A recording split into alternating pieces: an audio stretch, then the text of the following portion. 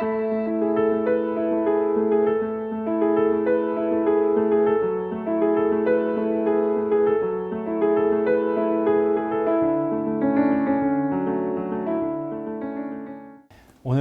특별히 우리 서울시 용산구에 위치한 한국 이슬람의 서울중앙성원을 찾아왔고요.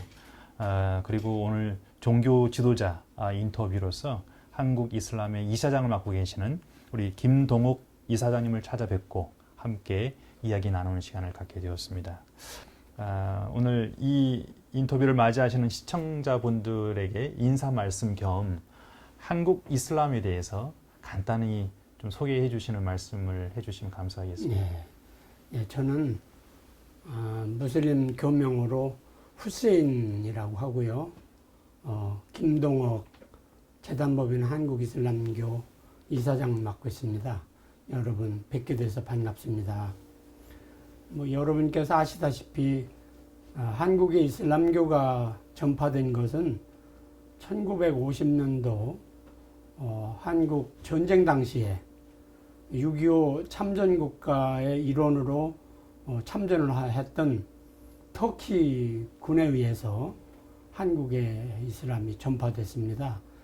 정확히 연도로 따지면은 1955년도에 터키 이맘으로 군복무를 하던 압두라흐만하고 압둘가푸르하고 주베르 코치라는 이맘께서 앙카라 학교를 또 운영을 하고, 그 다음에 군 막사에 임시 이슬람 사원을 짓고 한국의 이슬람을 전파한 것이 최초입니다. 그 후로 이제 약 65년에 걸쳐서 여기저기 이동을 하면서 한남동에 이렇게 자리를 잡게 됐습니다.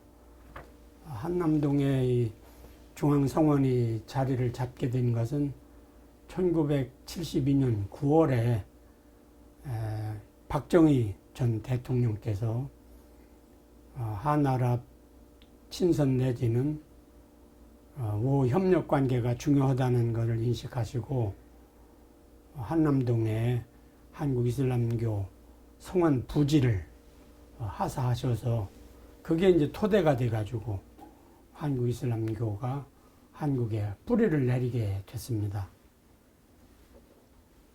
이사장님, 저희가 알기로는 이 서울중앙성원이 이제 세워지게 되었을 때는 지금 조금 전에 말씀 주신 것처럼 한국과 이슬람 문화권과의 아주 긴밀한 특별한 관계가 있었고, 거기에 대한 하나의 보답 차원에서도 한국 정부가 제공한 이런 부지가 있었던 걸로 알고 있습니다.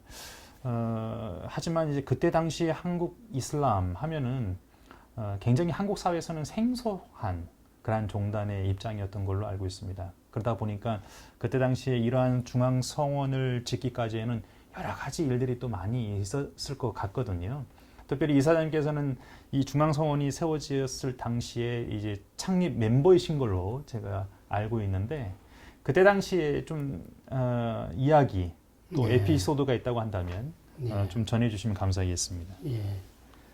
여러분께서 잘 아시다시피 오일 쇼크라고 오일 크라이시스가 73년도하고 1978년도 두 차례에 걸쳐서 유류난이 이제 크게 발생하면서 우리나라가 이 산유국가, 특히 사우디아라비아를 비롯한 중동의 산유국가와의 그 경제이익이 크다는 것을 세상 그때 느꼈습니다. 그에 따라서 이제 정부에서 경제 외교를 위해서 중동 아랍권과 우리가 친아랍 정책을 이게 수립해야 되겠구나 해서 그 당시에 문화, 종교적인 차원에서도 이슬람권을 이해를 해야 되겠구나. 이런 그 정책적인 차원에서 중동 및 이슬람권 하면은 이제 OIC라고 해서 Organization of Islamic Conference, 이슬람 회의기구가 전 세계 57개 국가 있습니다. 57개 국가에 이제 현재로서는 약 세계 무슬림이 18억 정도 추산을 하는데, 우리나라가 이렇게 경제적으로나 정치적으로 한 축을 이루고 있는 이슬람권이 굉장히 중요한 나라구나, 또 중요한 문화구나 하는 것을 이해를 함으로써 우리가 대중동 외교 정책을 이제 친아랍 정책으로 바꾼 거죠.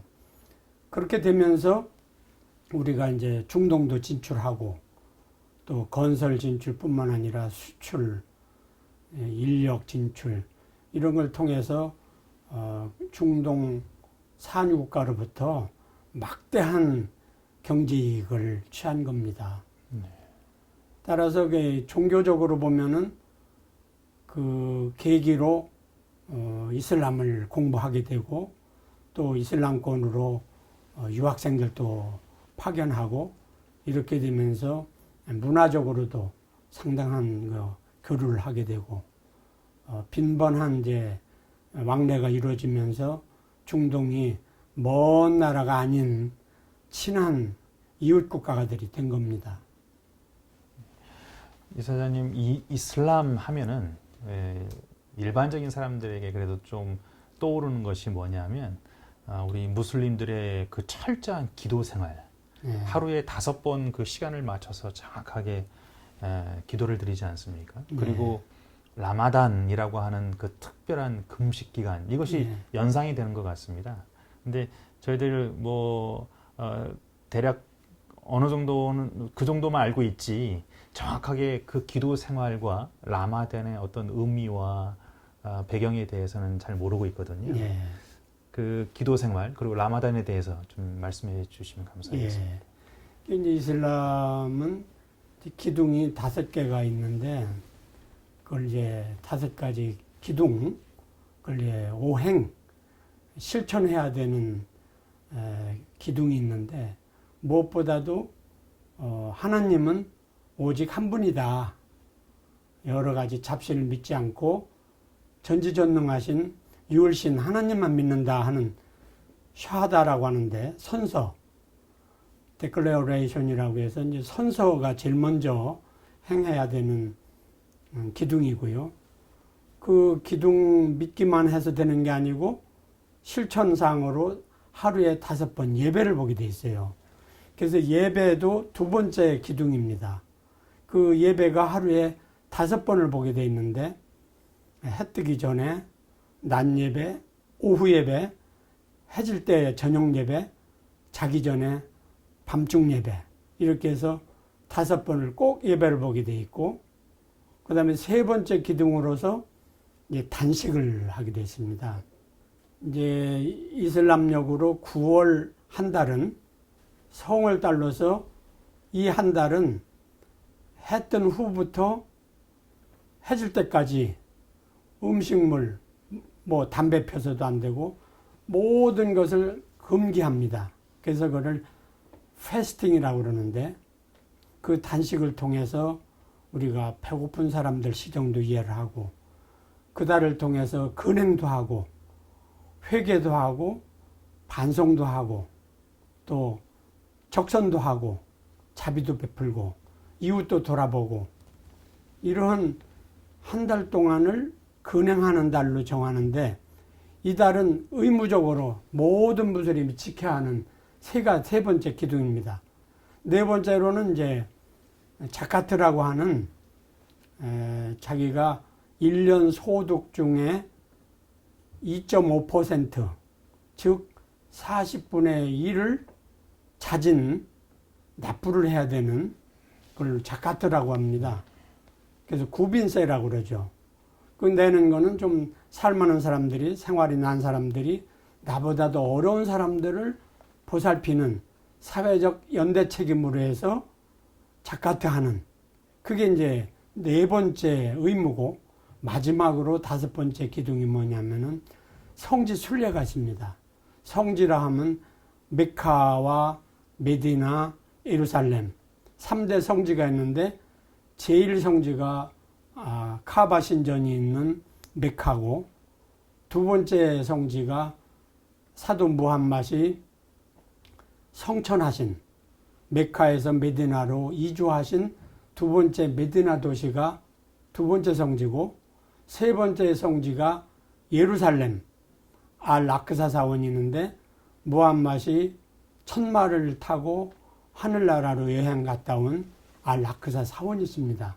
거기가 이제 세 번째 성지인데, 이 성지를 순례하는 것, 그거를 이제 필그림이라고 하고 핫지라고도 하는데, 이것이 마지막 다섯 번째 기둥입니다. 이 중에서도 라마단 달은 반드시 지켜야 되는 이 자기의 근행이기 때문에 이 라마단 달을 통해서 자기를 반성을 하고 회개하고 또 적선을 하고 이웃을 보살피고 하는 아주 성스러운 달입니다. 그래서 모든 무슬림한테는 라마단 달이 굉장히 중요한 달입니다. 참 그렇게 이슬람의 다양한 문화들을 이제 저희들 접하는 데 있어서 사실 일반인들에게 있어서는 새로운 종단을 알아간다는 게 참 쉽지 않은데요. 그래도 조금 그 친숙하게 다가갈 수 있는 것이 하나의 음식 문화인 것 같습니다. 네. 또 그러다 보니까 이슬람 하면 일반인들에게 그래도 조금이나마 친숙한 것이 할랄 이제 음식인데요. 네. 이사장님께서는 한국 사회에서 할랄 푸드가 조금 저변에 널리 좀 알려지는데 또 노력을 많이 하신 걸로 알고 있습니다. 이 할랄 푸드, 할랄의 의미와 그 가치에 대해서 좀 말씀해 주시면 감사하겠습니다.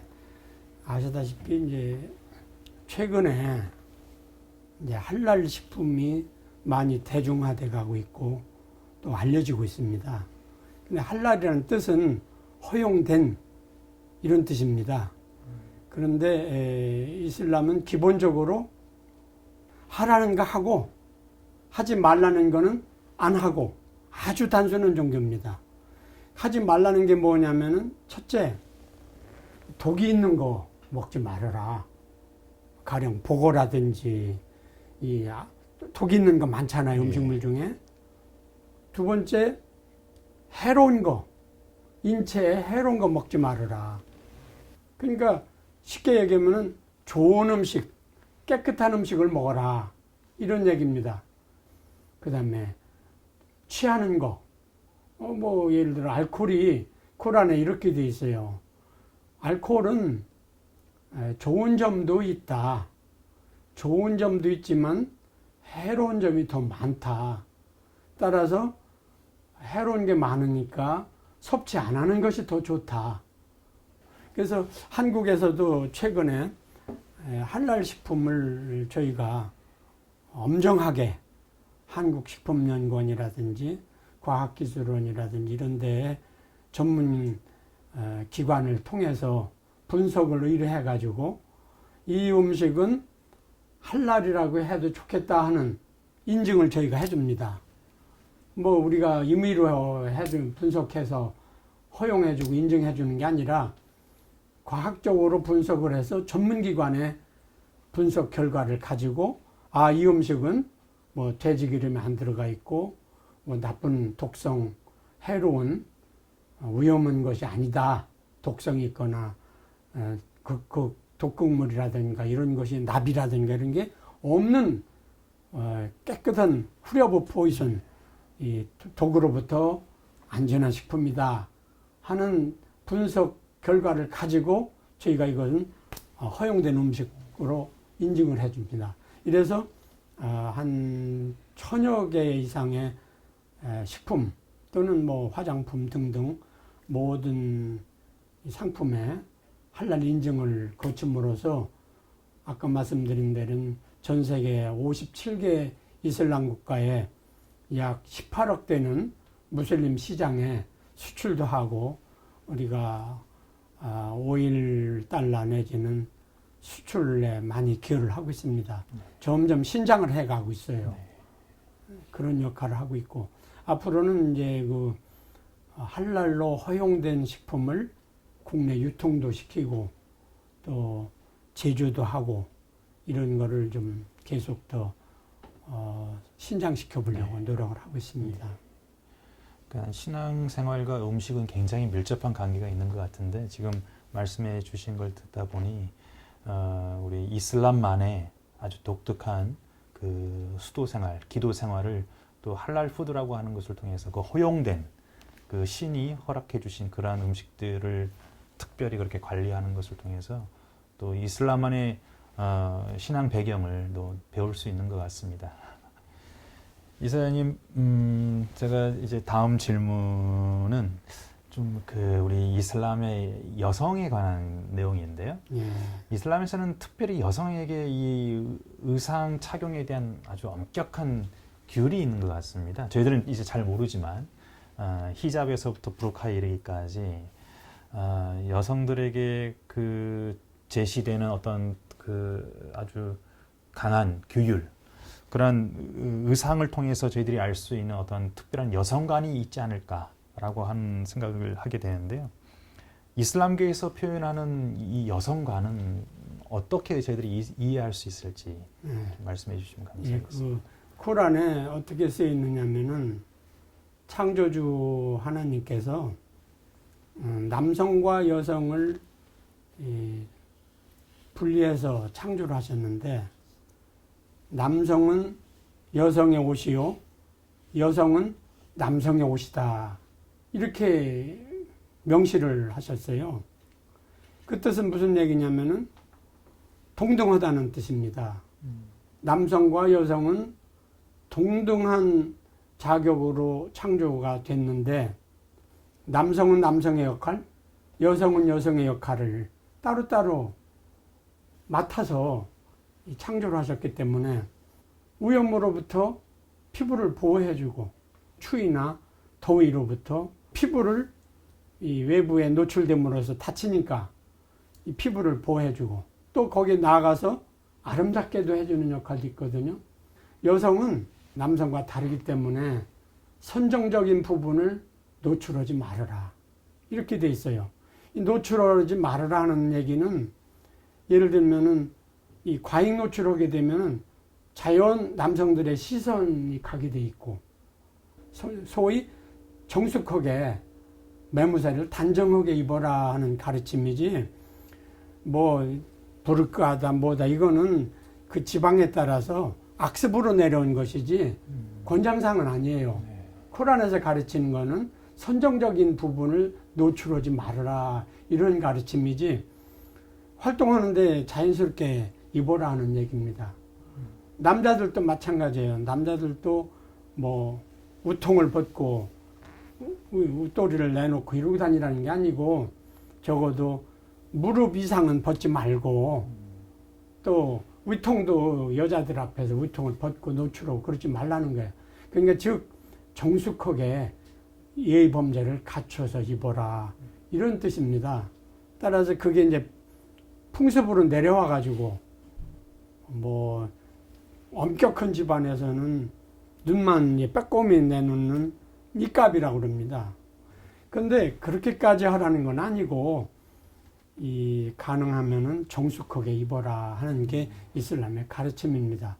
이슬람에서는 그 뭘 가르치느냐면 사도 무함mad이 그 제자들 추종자들이 물었어요. 사도님, 천국이 어디에 있습니까? 하고 물으니까 너희 어머니 스라가 천국이다. 그 무슨 얘기냐면 어머니 무릎 쓸자 아래 하자에서 어머니 무릎 아래가 네 천국이다. 그게 무슨 얘기냐면 어머니 품 안에 있을 때 그게 바로 천국이다. 그래서 어머니를 얼마나 극진하게 모시고 아랍 사회에서는 여성들을 굉장히 위합니다. 그 뭐 일부 알려져 있는 뭐 여성들을 학대하고 무슨 뭐 비하하고 이런 거는 잘못 알려진 거고요. 네. 이슬람을 제대로 알고 코란을 제대로 알면은 그런 얘기가 안 나옵니다. 네. 그래서 복장 문제도 그렇고 또 가정교육도 그렇고 교육도 거기서 여자들이라고 교육 안 받는 거 아니에요. 집안에서 교육을 시킵니다. 철저한 가정교육을 시키고 있어요.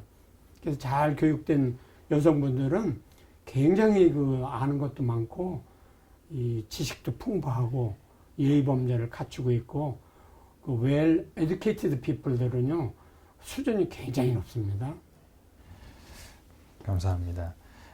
이렇게 사실 저희들이 잘 모르는 내용들인데 그 안의 내용을 들여다 보면은 참 어떻게 보면 더 친숙한 내용들이 참 많다라고 하는 걸 느끼게 됩니다. 그 어머니에 대한 부분도 더 그렇게 다가오는 것 같습니다. 이사님, 지금 우리 한국 사회에 대한 이야기를 잠깐 좀 하고 싶습니다. 네. 지금 한국 사회는 지금 세계에서 유례를 찾기 힘들 정도로 어떻게 보면 굉장한 이 다종교 사회를 구성하고 있는 것 같습니다. 그러면서도 참 대단한 것이 외국에서나 볼 수 있는 어떤 종교 간의 분쟁이나 갈등 이런 것들이 최소화되어서 참 평화로운 공존을 지금 유지하고 있다라고 지금 생각이 되거든요. 그러기까지에는 물론 우리 한국 안에서 자생적으로 자라나온 민족 종교도 있지만 외국에서부터 들어와서 한국 문화에 맞게끔 토착화의 어떤 과정을 거친 그런 시간들이 있었던 것 같습니다.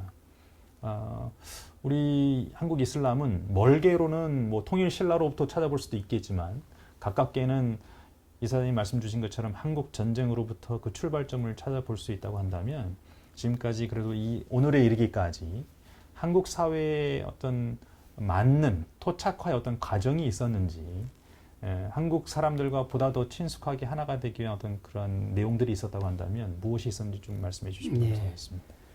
아시다시피 우리나라의 이제 민족 종교, 자생적으로 발생한 토착 종교도 있고, 또 외국에서 이렇게 도입해온 뭐 기타 불교라든지 기독교라든지 이슬람교라든지 이렇게 외국에서 도입된 종교가 있지만은 모든 종교가 어느 종교든 전 다 똑같다고 보는데 다 이 선을 추구하고 또 사랑을 추구하고 자비를 추구하고 또 평화를 추구하는 그런 목적이 다 같기 때문에 비단 뭐 이슬람뿐만이 아니고 모든 종교가 추구하는 그 목적은 다 같다고 봅니다. 그 중에서 이제 저희 이슬람교는 연조가 이제 조금 짧지만은 가장 우리가 접근할 수 있는 게 뭐냐면 굉장히 동양적이에요. 동양적이고 우리 예의범절, 삼강오륜 이와 굉장히 흡사해요.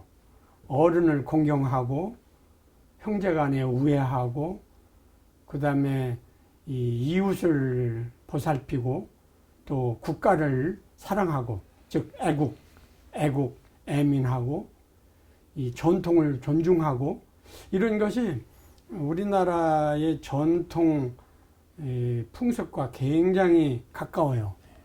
예를 들어 음식을 먹는데도 뭐 손을 깨끗하게 정갈하게 닦고 하나님께 이렇게 일용할 양식을 허락해 주셔서 감사히 먹겠습니다 하는 부모님들 옛날에 어른들이 볼 때도 항상 공손하게 음식을 먹으라고 하거든요. 밥 한 톨을 버리지 말고. 이슬람에서도 그래요. 이슬람에서도 음식을 버리는 것은 죄악이에요. 가장 부모에게 효도하는 자, 자기 아내에게 친절하는 자, 그 남자가 훌륭한 남자다. 이래서 이런 가르침을 볼 때 이슬람으로 이렇게 진술을 알게 되면요, 우리가 굉장히 가까이 접근할 수 있는, 손쉽게 받아들일 수 있는 이런 종교로 이해를 하고 있습니다. 네.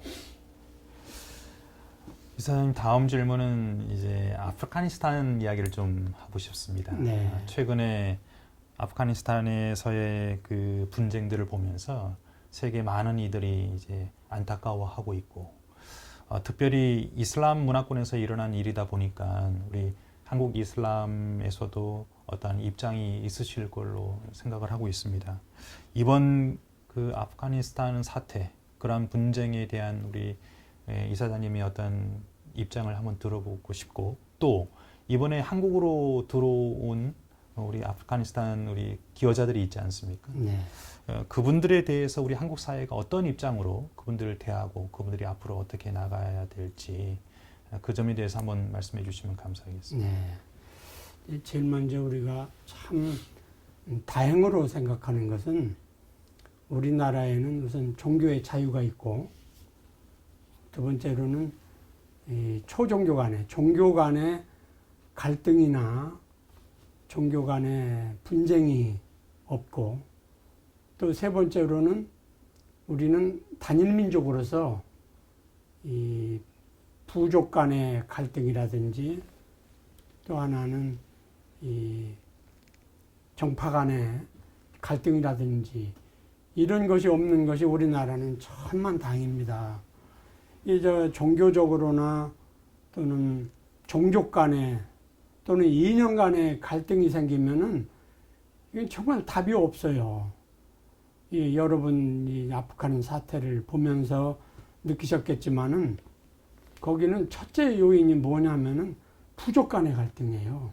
첫째 간에 부족 간의 헤게모니와 그 다음에 부족 간의 권력 다툼 이런 문제가 이제 그 배경이 돼 가지고 거기에 이제 종교적인 어떤 그 겉으로 드러나는 무슨 뭐 IS니 무슨 순니니 뭐 시아니 이런 문제를 우리가 보고 있는데 그 밑바탕에는 무엇보다도 제일 중요한 게 이 여러 부족들이 거기는 미안한 얘기지만은 국가관이 없어요. 국가관이 없고 이 애국한다는 생각보다는 자기 부족, 내 가문, 내 혈통 이익이 먼저예요.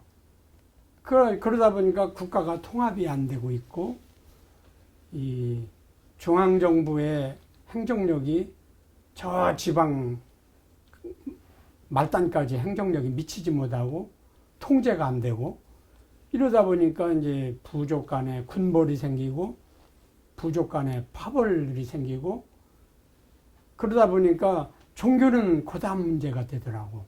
그래서 제일 중요한 것이 우리가 이 종교 아까 얘기한 대로 종교라는 게 뭡니까? 평화를 추구하는 종교 아니에요? 평화. 또 사랑, 자비. 이런 거기 때문에 자 평화를 추구하는데 어떻게 전쟁을 합니까? 또 사랑을 하는데 어떻게 사람을 죽입니까? 어느 종교고? 어려운 민족, 어려운 입장에 처했을 때 그걸 동정할 수 있어야 됩니다. 무슨 문제냐면 전쟁이 나서 피난, 난리를 피해가지고 아무것도 없이 맨손으로 살기 위해서 피난 나온 사람들을 우리가 이해를 해야 됩니다. 이해를 해야 되고 인도적인 견제에서 힘 닿는 범위 내에서 도와야 된다고 생각을 합니다. 어느 종교를 막론하고 뭐 불교 국가였던 뭐 미얀마 같은 사태도 로힝야 부족이 얼마나 딱한 입장에 처해 있습니까? 또 예멘 입장에서도 봤고 시리아에서도 봤고 특히 최근에 발생된 아프간 사태를 통해서도 봤지만은 거기서 우리가 인도적인 차원에서 생각을 해야 됩니다. 국제적으로 볼 때 우리나라가 굉장히 잘 사는 나라입니다. 국제적인 그 우리의 책임 있는 역할을 우리가 해야 할 그런 위치에 와 있어요. 우리가 좀 따뜻하게 인도적인 차원에서 그 양반들도 여기 와서 발붙이고 아이고 이 나라 참 고마운 나라다. 여기서도 우리가 참 살아나갈 수가 있겠구나. 딴 나라 갈 필요가 없겠네. 여기가 제2의 고향으로 삼고 우리나라로 삼고 차세대 우리 자녀들 여기서 가르치고 발붙여서 살아야 되겠네 하는 생각이 들 수 있도록 좀 도량을 베풀었으면 좋겠어요. 꼭 제가 꼭 이슬람이라고 얘기해서가 아니라 그런 위치에 와 있다 이거죠, 우리나라가. 그래서 우리가 좀 더 폭넓은 마음으로 따뜻한 사랑을 베풀 때가 아닌가 이렇게 생각을 합니다. 네. 이번 그 아프가니스탄을 나오는 과정에 있어서 다른 나라하고 비교를 해봤을 때도 어느 나라 못지않게 안전하고 신속하게 그렇게 탈출시키는 걸 보고 저도 뿌듯한 마음이 들었는데요. 이사장님 말씀대로 한국에 이제 정착하게 되시는 그분들이 이제 앞으로 어떤 노정을 거치게 될지 모르겠지만 한국 사회에서 잘 적응하시고 정말 이 아프가니스탄 모든 사태의 내용들을 이제 해결해 나가는 데 있어서 우리 한국이 국제사회에서 그 역할을 좀 다 할 수 있으면 좋겠습니다. 네, 고맙습니다. 이사장님께서는 그 이슬람 문화권에서 외교관 활동을 하셨습니다. 그러시죠? 예. 그러면서 이슬람 문화의 교류나 그리고 협력 사업을 위해서 많은 또 공로를 쌓으셨는데요. 어떻게 해서 외교관을 하시게 됐는지 그 출발점 그리고 이슬람 문화권에서 외교관 생활을 하시면서 있었던 어떤 특별한 재미있는 에피소드가 있다고 한다면 말씀해 주시면 감사하겠습니다. 예. 저는 이제 솔직히 말씀드려서 저는 처음부터 뭐 외교관을 생각하고 외교관을 꿈꾸진 않았었고요. 제가 학생 때 이슬람을 접하게 됐어요. 그래서 그 무슬림들을 사귀게 되고 이슬람을 접하게 되다 보니까 이 종교에 대해서 이해를 해야 되겠다. 종교에 대해서 이해를 하기 위해서는 그 경전인 꾸란을 좀 알아야 되겠다 하는 생각이 들어서 꾸란을 보니까 전부 아랍어로 돼 있어요.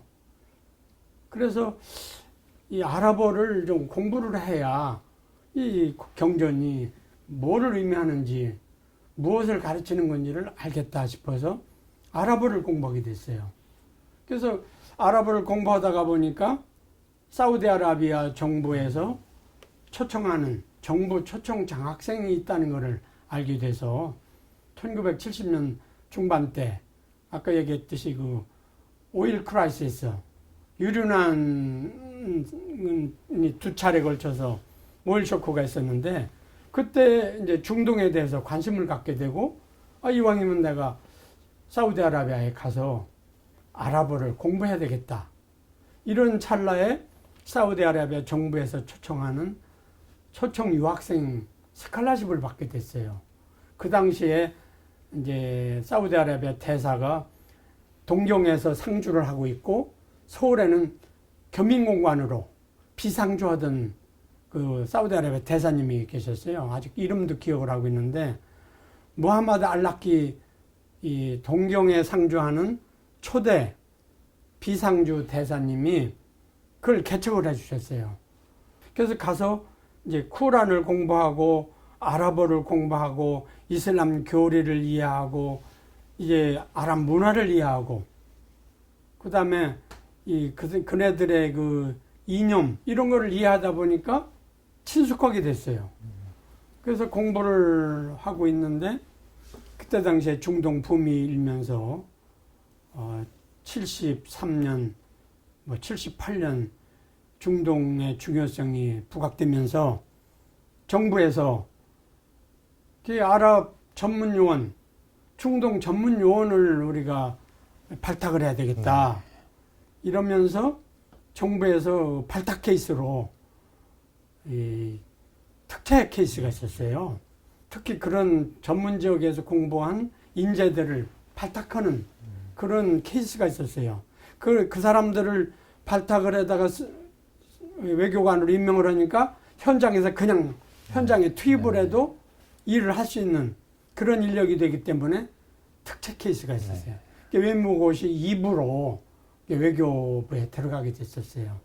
그래서 이제 현지에서 사우디아라비아, 쿠웨이트, 이라크, 요르단, 수단, 모로코, 이집트 이런 등지를 현지 대사관에 그 현지에 파견돼서 근무하면서 본부로는 이제 중동국 외교부에서는 이제 중동국에 와서 왔다 갔다 하면서 대중동 외교 또 친아랍 정책 그다음에 대중동 외교 강화 이런 방안에 대해서 이제 데스크로서 현지에서 보고 배우고 느끼고 체험하고 이런 것을 외교 정책을 수립하는데 많이 이제 기여를 했죠. 네. 하면서 이제 뭐 여기저기 왜 예멘 뭐 수교를 한다든지 또는 이게 이집트 수교를 한다든지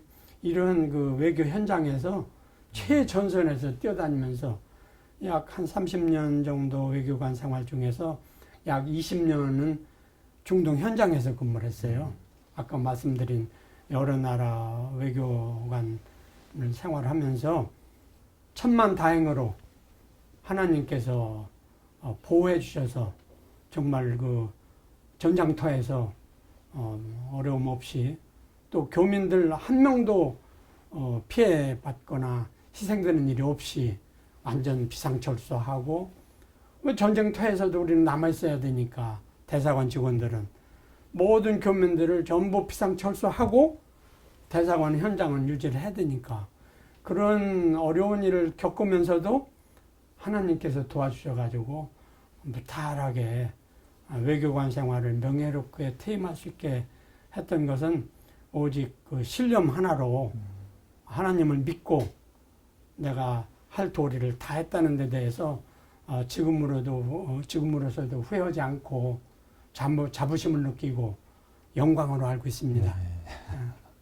저희가 각 종단의 지도자분들을 찾아뵐 때마다 느끼는 공통점이 있는데 특별히 그 신으로부터 하나님으로부터의 어떤 관계, 소명 이런 것들을 많이 느끼게 되거든요. 그런데 오늘 이사장님 말씀 들어보니까 이사장님이야말로 우리 한국 경제 발전을 위해서도 굉장히 중요했던 시기에 국가 발전을 위해서라든지 또 세계사 속에서 이슬람, 중동, 이 아랍권이 굉장히 중요한 역할을 해야 되는 시기에 민감한 시기에 그 역할을 다 하시기까지는 정말 그 신의 은총이 있으셨던 것이 아닌가라고 하는 느낌을 또 갖게 됩니다.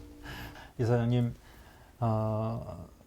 우리 한국 이슬람과 한국 종교협의회는 참 오랜 기간 함께 많은 활동들을 해오고 있습니다. 그러다 보니까 우리 이사장님께서는 우리 한국 종료업을 통해서 또 최근에 창설된 세계평화 종교인연합 IAPD의 한 멤버로서 또 지도자로서 이웃 정당과 함께 초종교 활동을 펼치고 계시는데요. 한국 종교업도 그렇고 IAPD라고 하는 종교인 연합이 하는 일에 있어서 참 그 방향성이 굉장히 중요할 것 같습니다. 이사장님께서는 우리 종교인 연합, 이 IAPD에 대한 어떤 비전을 어떻게 보고 계시고 또 저희들이 이렇게 이웃 종교와 함께 활동을 펼쳐나가는 데 있어서 어떠한 자세를 갖춰야 보다 더 효과적이고 큰 영향을 일으킬 수 있겠다라고 하는 생각이 있으신지 말씀해 주시면 감사하겠습니다. 예, 좀 IAPD에서 큰 역할을 하고 계시고 또 주도적인 역할을 하시기 때문에 이게 이제 IAPD가 이렇게 발전돼 가고 있다고 보고요. 저는 그렇게 생각을 해요.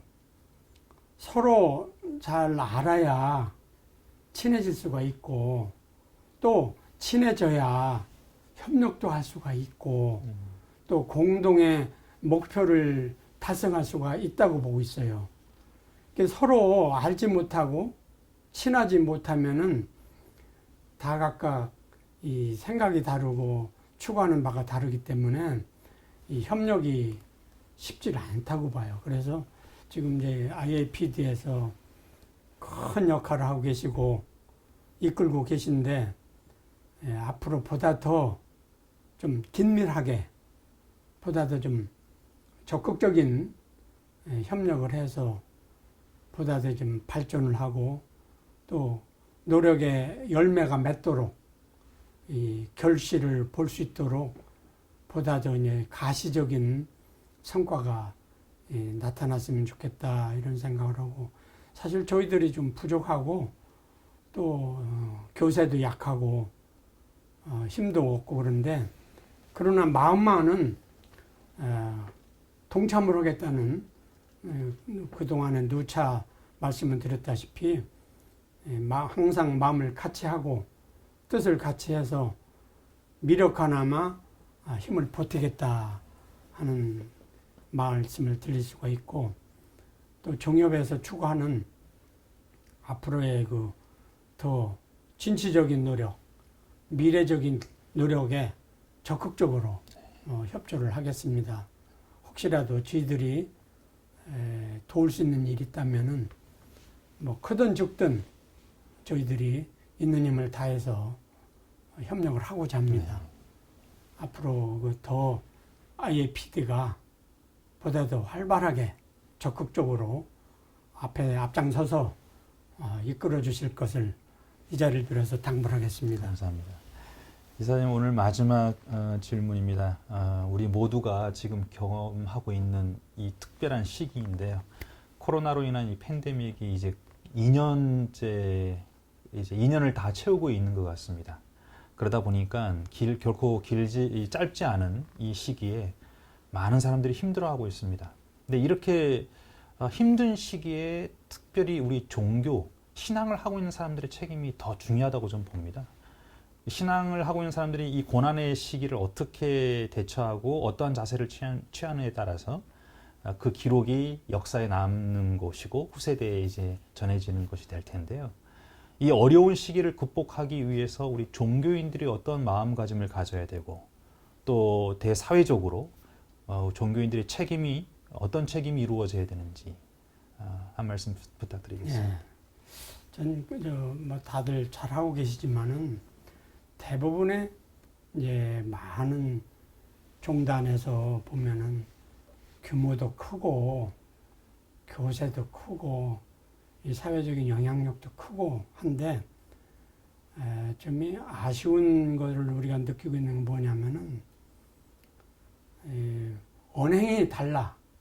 말과 하는 행동이 다르더라 이겁니다.